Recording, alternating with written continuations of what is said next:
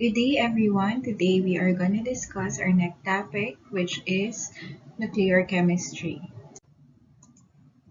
Subatomic particles, which are also called elementary particles, are the fundamental constituents of all matter. Subatomic particles include electrons that are negatively charged.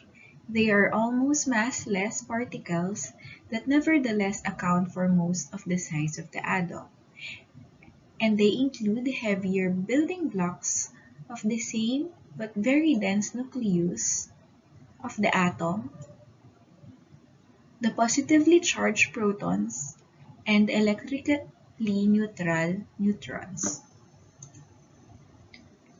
So, subatomic particles are electrical nature of atom that was crucial to the discovery of subatomic structure.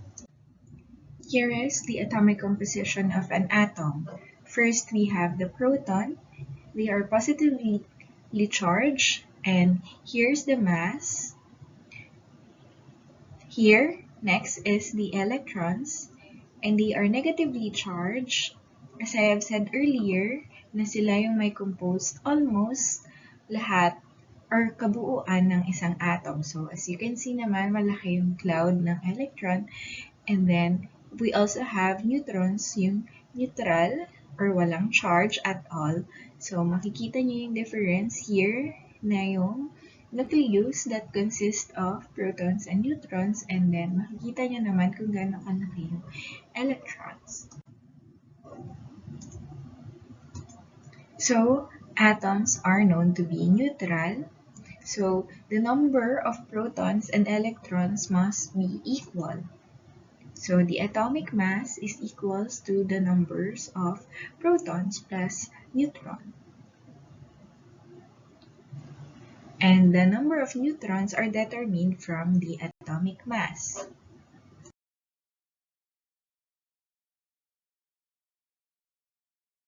So, atomic number, which is also denoted as letter Z, all atoms of the same element have the same number of protons in the nucleus.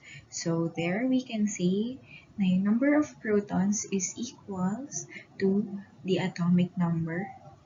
So, makikita nyo dito, makikita nyo din to sa periodic table. So, yung 13, yun yung atomic number, equals din siya sa number of protons. So, we have the elemental symbol, and then here is the atomic mass. Next, we have the mass number, which is denoted as letter A, and then mass number is equals to the number of protons plus number of neutrons. So, A yung mass number, atomic number yung Z, and then X yung elemental symbol. So, for example, yung C, alam natin na yung carbon 12 ay may mass number na 12. So, we can say na meron siyang 6 na protons and 6 na neutrons. We have an exception, which we called isotopes. These are elements with different number of neutrons. So, note that isotopes are chemically identical. One good example of this is carbon-13 na ginagamit natin sa carbon dating. So, masasabi natin sa carbon-13 na it has 6 protons and 7 neutrons. Another example is fluorine. So, since given na fluorine has an atomic number of 9, we could also say that this is the number of protons in the nucleus, since katulad nga ng na-discuss natin earlier na atomic number is equals to the number of protons. And then the number of electrons is also 9, kasi sabi natin, neutral dapat ang isang atom. So, the mass number is 19. So, it has an atomic weight from the periodic table of 18.998. So, we know that the mass number is equals to the number of protons plus the number of neutrons. So, with all the given data, we could compute for the number of neutrons, which is the mass number, 19, minus the atomic number or the number of protons, which is 9. We could say that the number of neutrons of fluorine is 10. So here is the symbolic representation of fluorine. So 19 is the mass number, which is equivalent to the number of protons plus the number of neutrons, and then the atomic number, which is also equivalent to the number of protons. So, iyan din yung kanina pinakita natin na X, which is yung fluorine, and then yung mass number, which is A, and then Z, yung atomic number. So, parehas lang yan. So, we can say that fluorine has 9 protons and 10 neutrons. Isotopes. So, the existence of isotopes means all atoms of an element are not exactly the same. All atoms of the same element have the same number of protons in its nucleus, and atoms of the same element can have different number of neutrons. So, isotopes for a given element, which is X, an isotope is written by the atomic number Z, which is also equivalent to the number of protons, and mass number A, which is equivalent to the total number of protons plus neutrons in the nucleus. Katulad lang din ng connotation natin kanina. One proton or neutron has a mass of 1 atomic mass unit, or AMU, or Dalton or U, and isotopes have the same number Z but different total number of nucleons A. So, answer the following concept check on your learning log. So, which of the following do you think is true? And also, how do you think are chlorine 37 and calcium 40 similar? So, hydrogen has 3 known isotopes. So, we have the first one, which we call protium. It has 1 proton and 0 neutrons. Next, we have deuterium, wherein it has 1 proton and 1 neutron. And lastly, we have tritium. It has 1 proton and 2 neutrons. So, tritium yung present dun sa mga heavy water. So, as you can see here, yung common na water, which is this one, who has the protium, yung H2O na isa lang yung proton and 0 neutron. Ito yung common na makikita nyo, or ito yung common sa surrounding natin and sa environment. So, yung common na ice, lumulutang siya sa water dahil it's less dense than the liquid water. Pero, yung solid naman na D2O or yung water na may deuterium na hydrogen, denser naman siya kaysa dun sa liquid na normal na H2O, kaya lumulubog yung ice na gawa sa D2O. So, that's the difference of the isotopes. So, kahit neutrons yung nagdi-differ sa kanya, merong variation na nagiging applicable dun sa densities, and this is the result.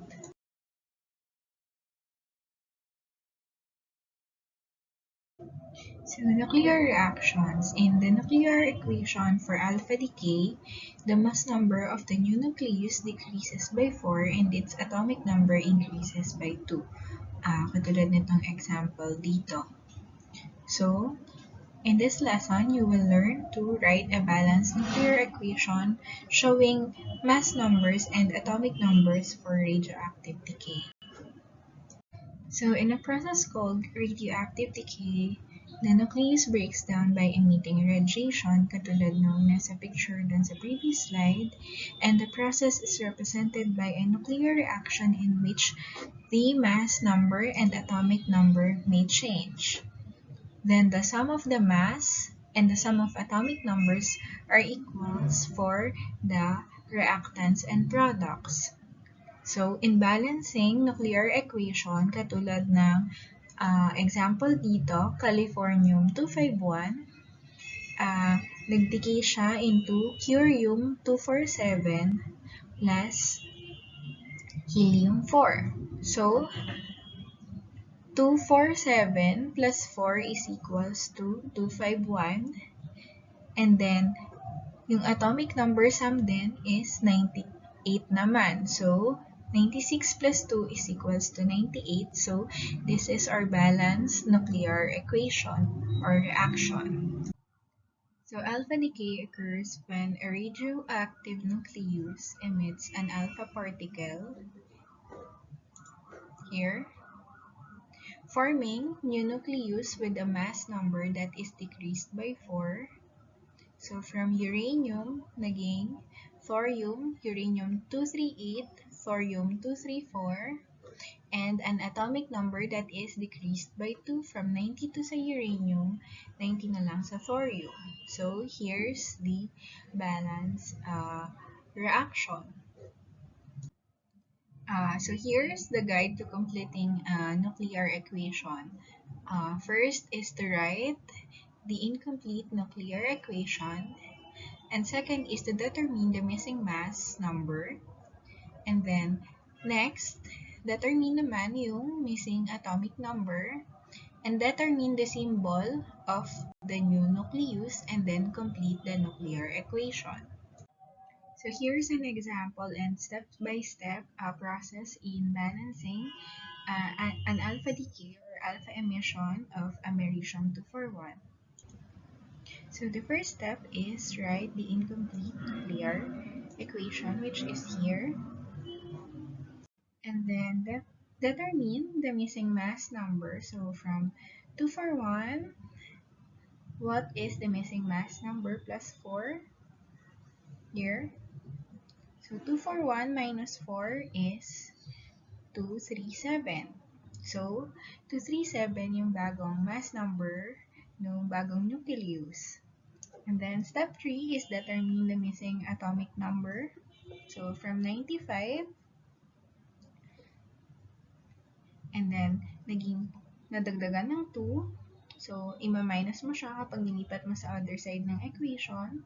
So the new atomic number of the new nucleus is 93. So the next step is to determine the symbol of the new nucleus. So the element that has the atomic number 93 is neptunium. So paano nyo malalaman? So syempre titingnan nyo sa anong tawag dito sa periodic table. So di ba kapag nag-exam naman kayo, open naman yung periodic table nyo. So, titingnan nyo kung ano yung element na may atomic number nung na-produce nyo from the equation. So, katulad nito, nahanap natin na neptunium, yung may atomic number na 93. And then, the final step is to complete the nuclear equation, which is this.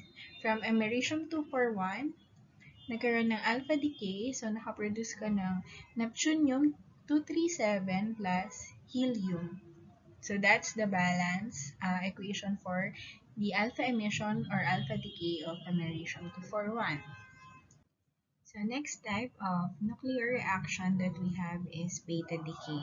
So in a nuclear equation for beta decay, a beta particle or an electron is emitted from the nucleus where a neutron in the nucleus breaks down, forming a proton and a beta particle and increasing the atomic number by 1. So, kung sa alpha decay, nababawasan ng dalawa yung atomic number, sa beta decay naman, nagre-release ka ng electron, and then, ang nagiging effect nun is nadadagdagan yung atomic number ng isa. So, katulad sa reaction na to, nagkaroon ng beta decay yung carbon, naging nitrogen siya, tapos yung from 6 kanina na atomic number, naging 7 na siya. So here naman is the step-by-step procedure in balancing an equation for a beta decay. So we have here the potassium 42. So first, write the incomplete nuclear equation. So kapag beta decay, nagkakaroon ka lang ng emission ng electron, so madadagdagan yung atomic mass ng isa. So you have to write this incomplete nuclear equation first. And then next, determine again the missing mass number. So kapag beta decay, hindi affected yung mass number, only the atomic number. So the mass number is still 42. It remains as 42. And then, next naman is determine the missing atomic number. So, here, sabi natin madadagdagan siya ng isa, and then the new atomic number of the new nucleus is 20. And then, determine the symbol of the new nucleus. So, the element that has the atomic number that we have identified sa periodic table is calcium. So, here is the complete nuclear equation. So, from 19, yung atomic mass or atomic number, naging 20 na siya. So, it's calcium and then the beta emitter.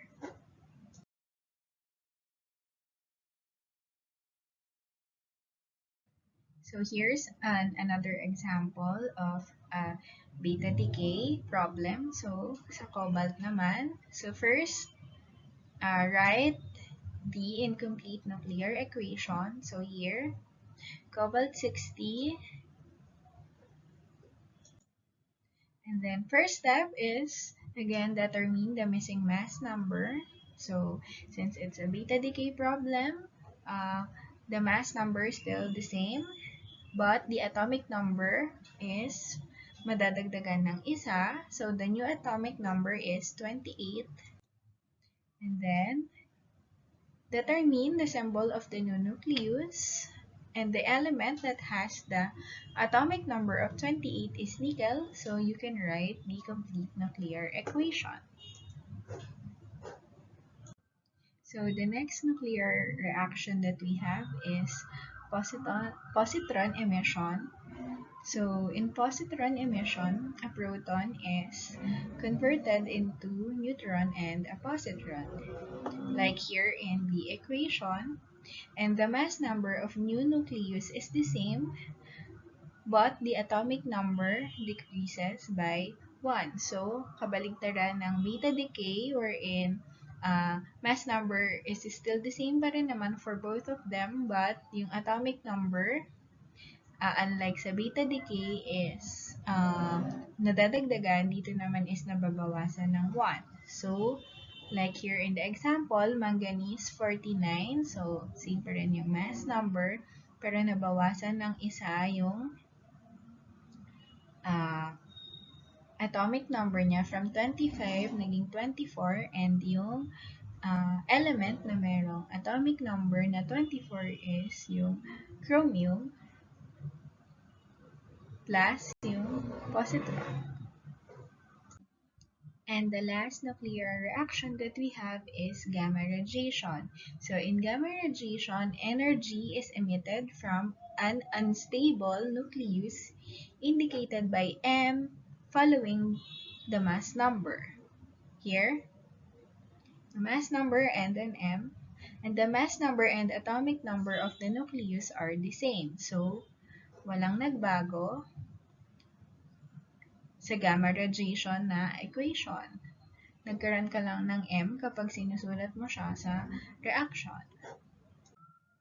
So here's the summary of types of radiation. So when a nuclei of alpha, beta, positron, and gamma emitters emit radiation, a new and more stable, so mas stable, nuclear are produced. So types of radiation, we have alpha emitter, beta emitter, positron emitter, and gamma emitter. So the new nucleus that are being formed is more stable. So particles that ionize other atoms strongly have low penetrating power because they lose energy each time they ionize an atom. Therefore, alpha particles are easily to stop and gamma rays are hard to stop. So since malaki yung alpha particles natin, kaya siyang mag-stop sa paper, so hindi siya tatagos dun sa paper. Yung beta, since mas maliit siya kaysa dun sa alpha particle, kaya niyang tumagos sa paper pero sa aluminum hindi. Pero yung gamma rays or gamma emission, kaya dahil sobrang liit niya, kaya niyang tumagos sa paper and sa aluminum. So, kailangan thick lead yung container ng mga gamma emitters or ng mga gamma rays para hindi siya tumagos or hindi ka ma-expose dun sa radiation, sa gamma radiation. So, I just wanted to show these pictures. So, in 2018, nag-training ako sa Switzerland sa CERN. So, if familiar kayo sa CERN, so, makikita nyo, ito yung lab namin. Yes.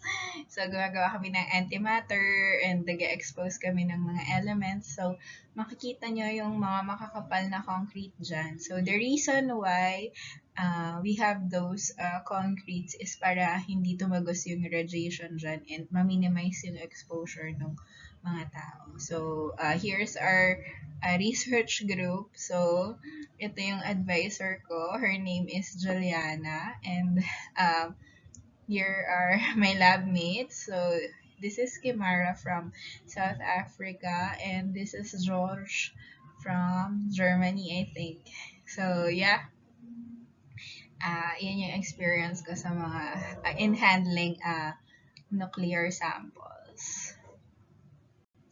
So, radioactive isotopes are produced when a stable nucleus is converted into a radioactive nucleus by bombarding it with a small particle. So, this process is called transmutation. So, you bombard a particle with a stable nucleus and you'll produce a new radioactive nucleus. So when a non-radioactive B10, this is the non-radioactive B10, is bombarded by an alpha particle, the products are radioactive nitrogen and a neutron. So here's the step of balancing an equation for producing new isotopes by bombardment. So, first, write the incomplete nuclear equation. So, remember, ang dinedetermine natin dito is kung anong radioactive isotope ang maproproduce, kaya ito yung hinahanap natin. So, nag-bombard ka ng proton, you have determine mo muna pala yung missing mass number by this method. So, nag-bombard ka ng proton, so you have 1 plus kung ano yung original na mass number ng nickel, which is 54, plus yung 4 kasi nakaproduce ka ng helium din kanina, nakita nyo dun sa equation. So, transpose 59 minus 4 is 55. So, yung mass number ng bagong isotope or yung nucleus is 55. And then next is determine the missing atomic number. So, nag-bombard ka nga ng proton. So, plus 28 yung atomic number ng nickel, plus kung ano yung missing, plus 2 kasi meron kang helium. So, transpose 29 minus 2 is 27, and the new atomic number for the new nucleus or isotope is 27. And then, we'll determine that the element that has the atomic number 27 is cobalt. So, from bombarding a proton into the nickel, you produced cobalt 55 plus helium. So here's the complete nuclear equation.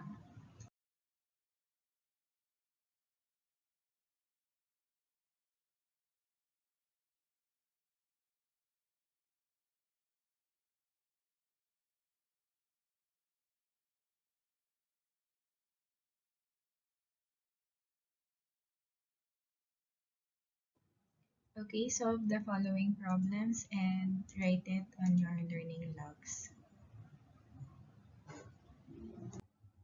So next we are gonna discuss the nuclear stability patterns or the valley of stability. So paano nga ba natin mapapredict if which kind of nuclear decay occurs in a specific nuclide? So yes, there's a pattern, but first let's start by looking at which nuclides are stable.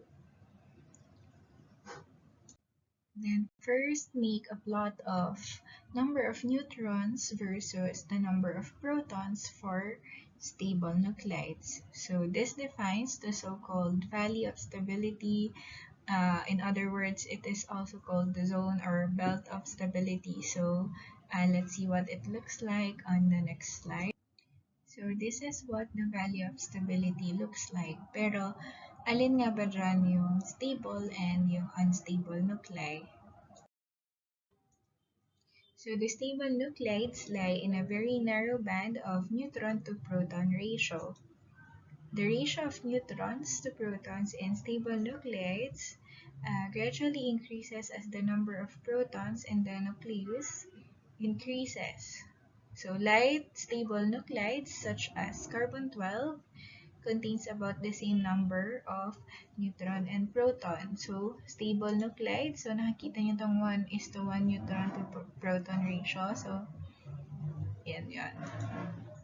So, heavy stable nuclides such as mercury 204 contains up to 1.55 times as many as neutrons and protons. And remember this, there are no stable nuclides with atomic numbers larger than 83. So, yung bismuth 209 is the last stable one.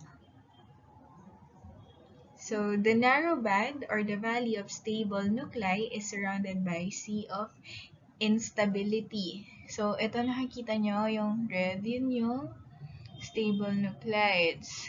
Tapos, yung sea of instability, so hindi sila stable, ito yon.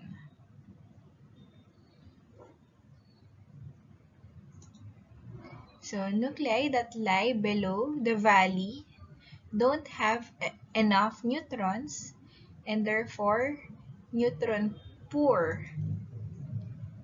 Nuclei that lie above the valley have too many neutrons and therefore neutron rich, and they tend to decay via beta decay. So, the nuclei that lie beyond the valley have too much of both, and they tend to decay by alpha decay. So, remember that the further away a nuclide is from the valley of stability, the shorter its half-life.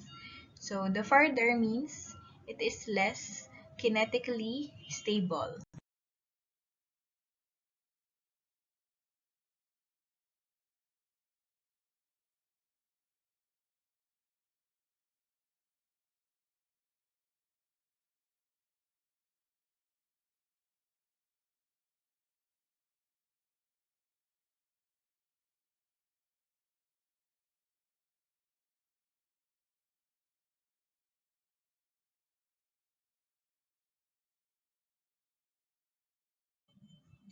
So we have radioactive decay and half-life. Half-life of an element is the time it takes for half of the material you started to decay with. So each element has its own half-life. Each element decays into a new element. For example, carbon-14 decays into nitrogen-14. And the half-life of each element is constant. It's like a clock keeping a perfect time.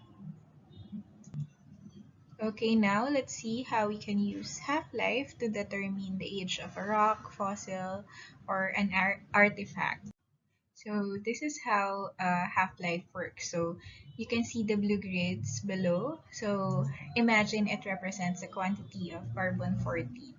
So as we begin, notice that no time has gone by and that 100% of the material is carbon-14. So this is the 100% carbon-14.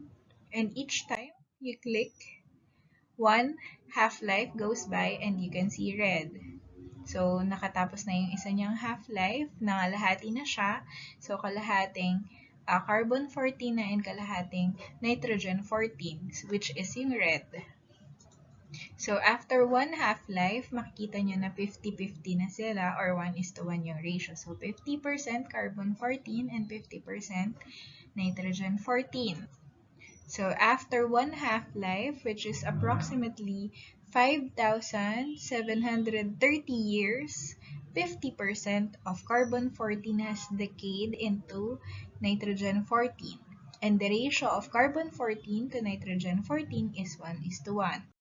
So there are equal amounts of the two elements. So now at this figure, two half-lives have gone by for a total of 11,460 years. So the half-life of carbon-14 that was present at the end of the half-life of the number 1 has now decayed into nitrogen-14 as well. So notice that the carbon to nitrogen ratio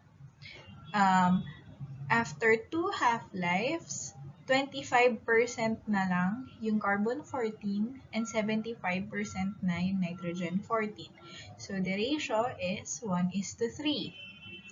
And then, after three half-lives, only 12.5% of the original carbon-14 has remained. For each half-life period of the material, present decays. And again, notice that the ratio is only 1:7 or 12.5% na lang ng carbon-14 yung natira and it was converted into nitrogen-14. So, yung nitrogen-14 is 87.5% na after 3 half-lives. So in this table, you can see the half-lives of nuclides in the uranium-238 decay series. So makikita nyo na continuous yung pagkakadecay niya. So continuous yung pag-produce ng new nuclide every decay niya. So every half-life, ito yung naproproduce. And this is the half-life.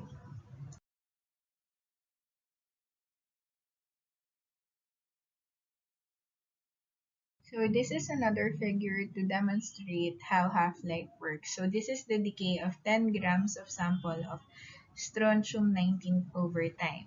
So as you can see here, 28.8 years yung half-life niya. So from 10 grams, naging 5 grams na lang siya after 28.8 years. Tas another 28.8 years. So 2 half-lives na yon.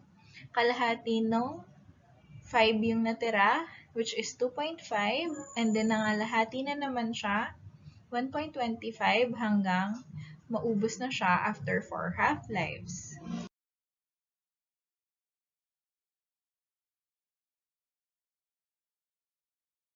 So the rates of activities or the nuclear reaction can be directly measured by a Geiger counter. So, makikita nyo dito, you have the argon atoms. Makikita dito kung ilang atoms or particles yung magpa-pass through or yung magde-decay over time. So here are some radioactive nuclides with half-lives and medical applications as radiotracer. So yung technetium-99, so gamma siya, so may M99M. So ang half-life niya is 6 hours. So ginagamit siya sa various organs and bones. Iodine 131. So beta emission 8 days sa thyroid. Iron 59, beta 44.5 days sa blood and spleen, thallium 201, so electron capture naman siya. 3.05 days yung half-life niya and sa heart siya ginagamit. Next, we have fluorine 18 and the type of emission is positron emission. Its half-life is 1.83 hours. So, mabilis lang siya. So, ginagamit to sa PET studies sa heart tsaka sa brain. And finally, we have phosphorus 32 that undergoes a beta emission. And its half-life is 14.3 days. And it's being used in tumors and various organs. So, this is what a bone scan looks like using technetium-99M using gamma emission rays.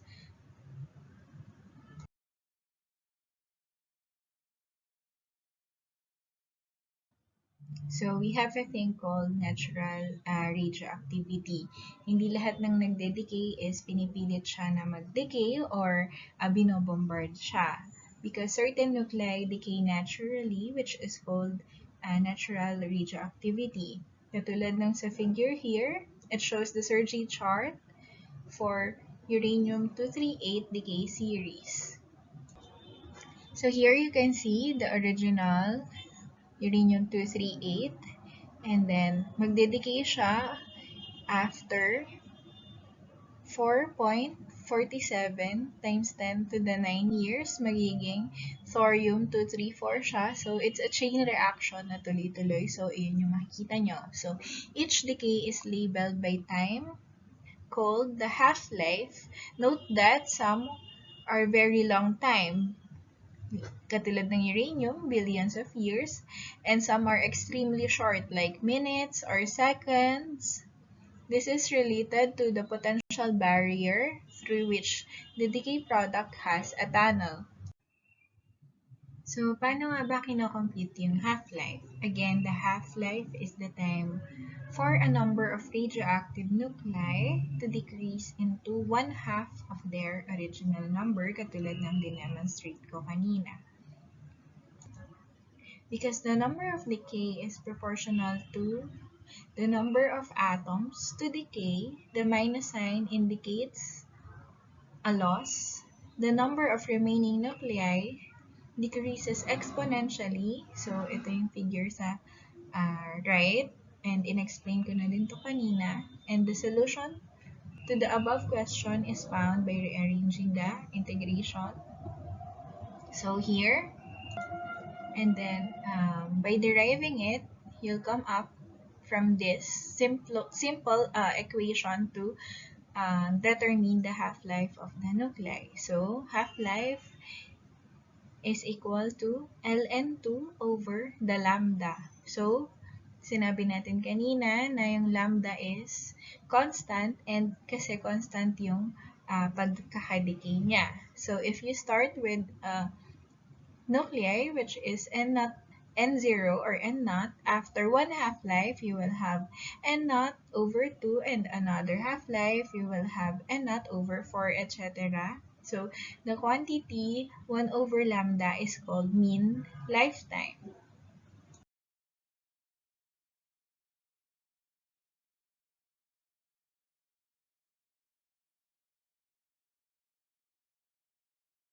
Next, we have nuclear fission. Nuclear fission is a decay process in which an unstable nucleus is split into two fragments, which is called the fission fragments of comparable mass. So, here in this figure, it shows the mass distribution of fission fragments from the fission of uranium-236.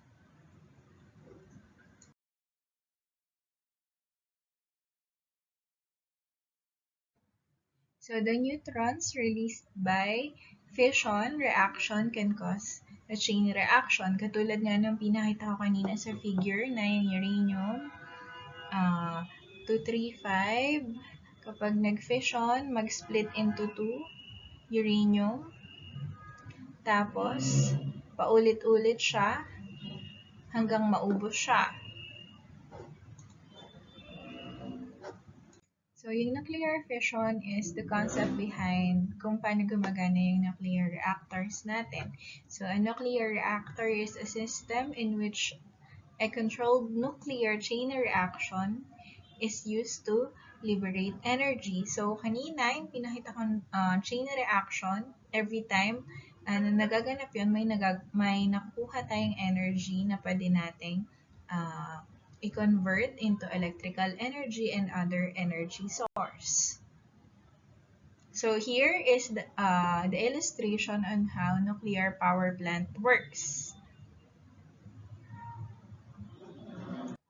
Next, we have nuclear fusion. So in a nuclear fusion naman, which is kabaligtaran ng fission, two or more light nuclei fuse to form a larger nucleus. So, katulad dito, two protons to form, to combine, it combines and it forms a deuterium.